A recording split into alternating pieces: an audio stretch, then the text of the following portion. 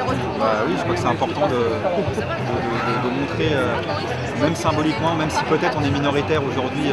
dans la population, qu'il faut rappeler les vrais problèmes et que le problème c'est pas l'immigration, mais qu'on a des pouvoirs publics et des gouvernants qui proposent des solutions qui marchent qu'électoralement, parce qu'ils jouent sur la peur des gens, et qui par ailleurs sont illusoires, faire croire qu'on pourrait finalement s'enfermer de grandes frontières partout. Tout le monde sait que ça ne marche pas de toute façon et qu'on récolte finalement simplement ce que fait la France en termes de politique sur l'échelle du globe. Elle sème la misère et bien sûr qu'il y a des gens qui viennent ici pour trouver un travail et ça va donc concrètement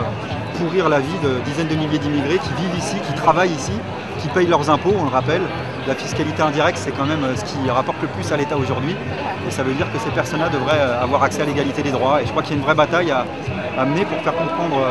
à tous ceux finalement qui ont peur que c'est la solution de facilité de s'en prendre à celui qui est à côté et qui vit dans la même galère que vous, plutôt que de s'en prendre à ceux qui sont en haut, qui sont peut-être plus invisibles, mais qui détiennent la finance et qui, eux,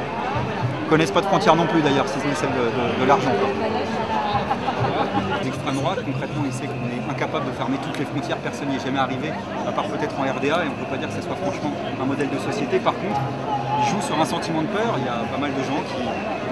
choisissent la solution de facilité et ont envie de s'en prendre plutôt à celui qui est à côté, qui est dans la même galère que lui, plutôt que de s'en prendre à ceux qui sont en haut, qui sont peut-être plus invisibles, mais qui sont responsables de la misère et de l'arrogance. Donc c'est pour ça qu'on est en droit d'attendre de toute la gauche de prendre ses responsabilités, d'aller peut-être à rebrousse-poil et dire que l'immigration n'est pas un problème, qu'on est pour la liberté de circulation, d'installation, la régularisation des sans-papiers, le droit de vote des immigrés aux élections, parce que ces gens-là vivent ici, travaillent ici, vivent, payent leurs impôts ici, donc c'est logique qu'on ait accès à l'égalité des droits. Si cette loi devait être effectivement appliquée, qu'est-ce que ça augure d'après vous pour